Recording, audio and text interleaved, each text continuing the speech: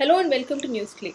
Today we have with us Thomas Franco, Secretary of IBOC, to discuss the PNB issue. Hello sir, welcome to NewsClick. Thank you. Sir, can you give us a little background about the PNB issue because it's all mired in a lot of technicalities and it's quite difficult for us common people to understand it. It's very simple. See, bank has a system called the letter of undertaking. When a customer who has import or export, he approaches the bank, he requests the bank for a letter of undertaking, which is nothing but a guarantee for a loan.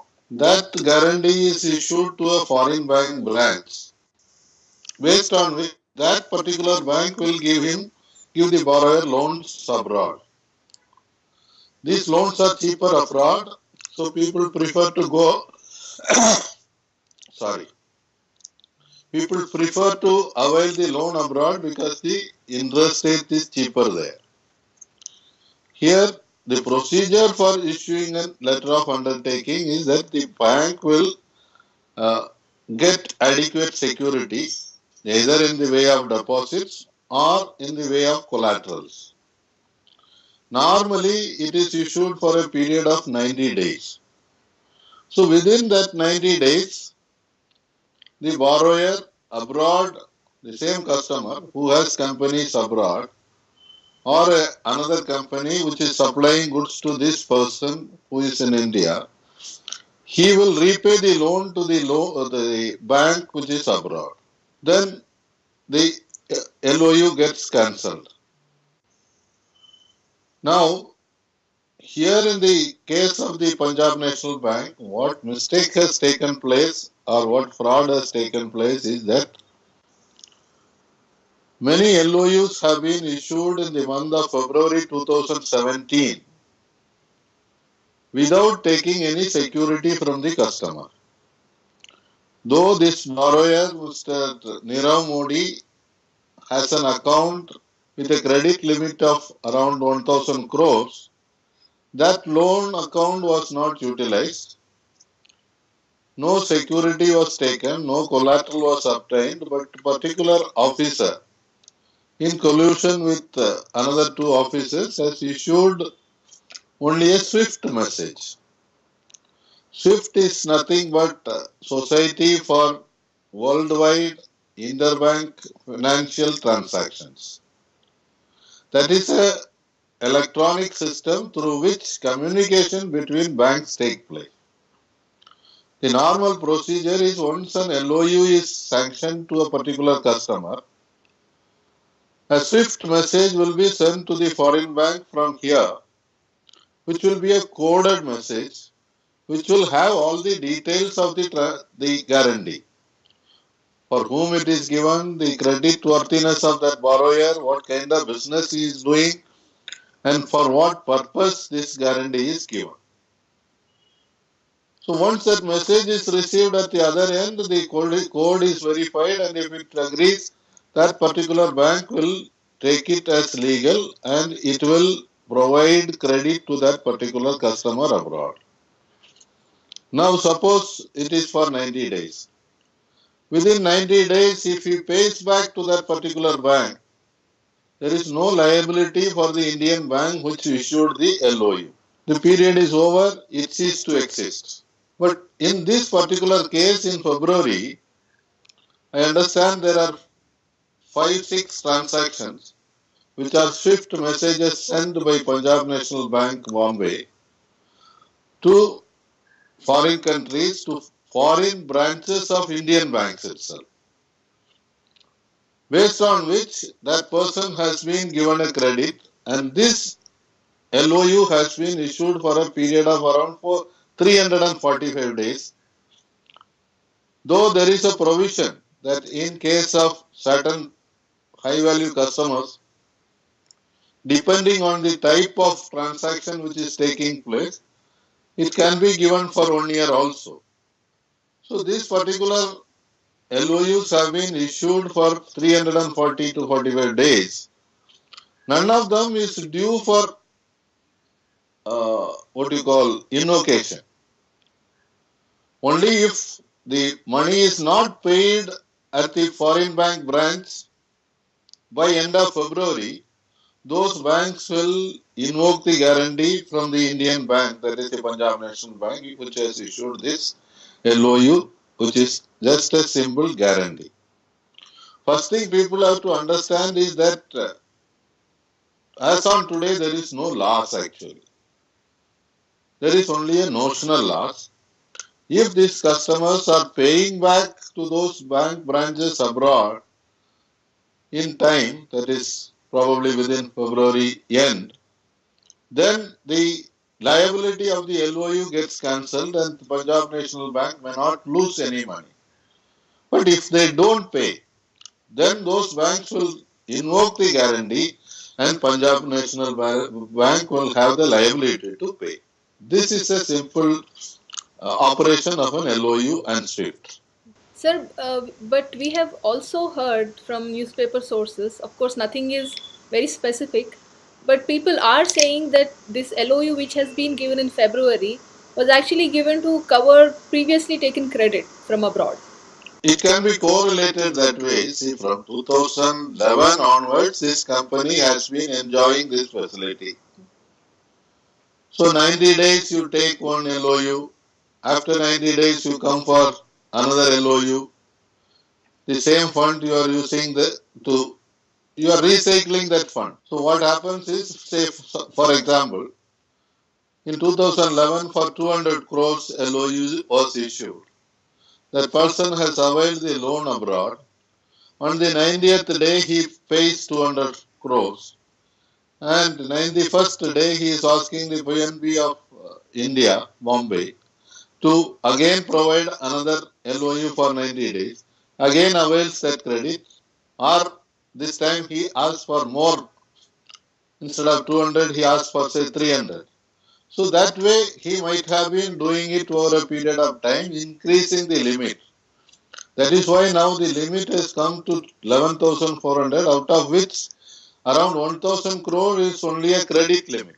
So around 10,400 crores is the LOU outstanding. Also, sir, from what we hear from the news, this person, the person who is supposed to have colluded with Nirav Modi, the officer of PNB, it doesn't. Hmm. By all means, he sounds like an honest and upright person, because people are saying, or his colleagues are saying, that there has never been any problem with him, and he has been working in that branch for a long time.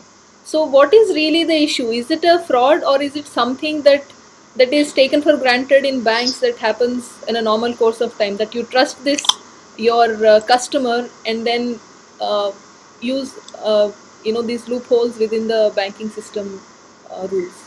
No, see, banks' procedures are very clear. How big the customer may be, whatever may be his credit worthiness, an LOU or a guarantee cannot be issued without adequate security. So now, though he might have been honest, he might not have taken a bribe, but if he has given this LOU without security, the procedure lapse is there. It is a mistake. So action will be taken. That's why they have already suspended around 20 officers. Though directly involved will be only 3 people who are handling the SWIFT message. There are other people probably because of vicarious responsibility, that effective supervision has not been taken place, or proper audits have been not done, the supervisory lackness is there. Maybe because of this already 20 people have been suspended. Well, isn't it usually the case that in bank, for large transactions, audit take place probably maybe in the same month or the next day? So how can this how can this escape for so many years? See, there are three types of audits. One is an annual audit done by a statutory auditor who is a chartered accountant, that is on an annual basis. Internal audit takes place normally once in 2 years. Then there is a Reserve Bank audit, wherever there are large advances under Section 35A of Reserve Bank of India, Reserve Bank itself conducts audits. Unfortunately, none of these audits have pointed out this, because this was not linked to the core banking solution. So the problem is with the SWIFT. It is high time world over and within India, Reserve Bank takes immediate steps to see what is the problem with this reconciliation system in SWIFT. This is not the first time it has happened. It has happened in Union Bank of India, it has happened in Bank of Baroda recently itself, 1 or 2 years back. At least by that time, Reserve Bank should have woken up, though they have sent some advisory report to the banks that you should be extra cautious. The reconciliation part with the SWIFT message and the Nostro account, that has always been a problem, and this has led to this kind of fraud, which is the same modus operandi is repeated again and again. So both the government as well as the Reserve Bank has to take responsibility for this.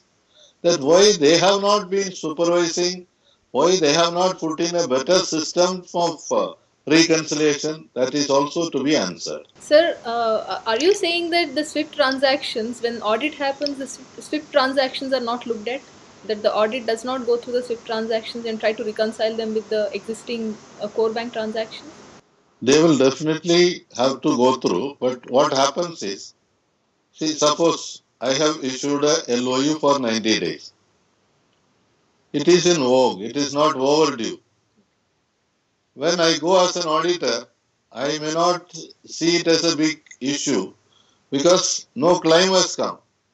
Only if somebody is going to claim that you issued an LOU, the borrower has been given credit, he is not repaying, so we are invoking the guarantee clause. Then it becomes an issue. So even auditors might have had an oversight, though it is a mistake. They should have scrutinized it better. If they would have scrutinized it properly, they would have come to know. So, sir, what is the stand of IBOC on this? Because it is an officers' confederation, so you have a better idea of what are the problems, what are the loopholes, what are your concrete demands in this regard?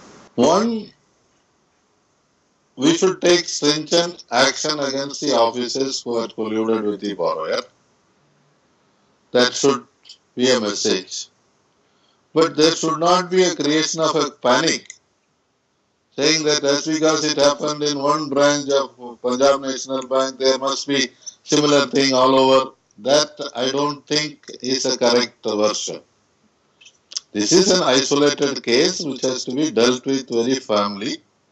But what is more important are two things. One, the swift reconciliation system, Nostro account reconciliation system has to be improved. The loopholes have to be arrested immediately. Earlier, we had a system called TT payable, where through telegraphic transfer we transfer the amount through a coded message, which is verified again using a code, and that reconciliation used to be monitored every week to see that the real transactions only have taken place. A similar thing should have been established for SWIFT also. Unfortunately, it appears to be not working that way. So that has to be corrected, and this only Reserve Bank in our country can take that responsibility to do that and instruct banks to create a revised system and procedure. Number two, now people are connecting everything to the non-performing assets and performance of the bank. One author has written today an article that it is high time we privatize the public sector bank. This has nothing to do with private sector or public sector. Similar frauds have taken place in public sector banks as well as private sector banks earlier. There are number of cases which I am aware. We know of the case of the Global Trust Bank which went burst and it has to be taken over by the Oriental Bank of Commerce.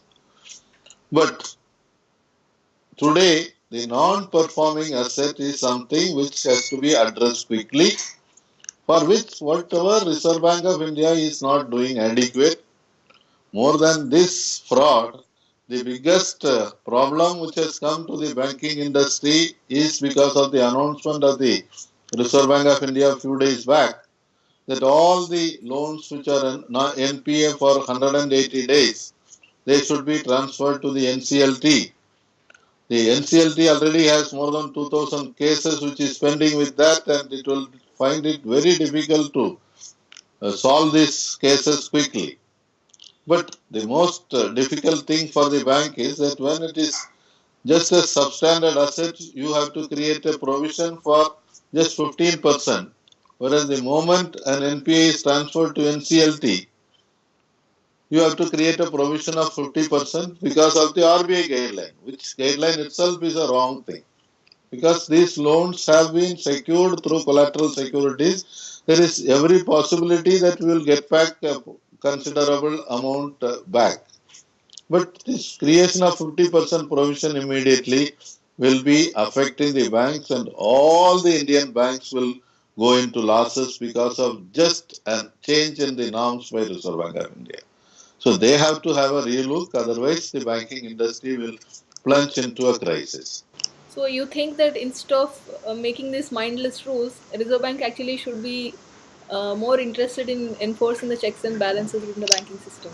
Exactly, that is the crux of the issue. The checks and balances have to be monitored by Reserve Bank of India and by the Finance Ministry.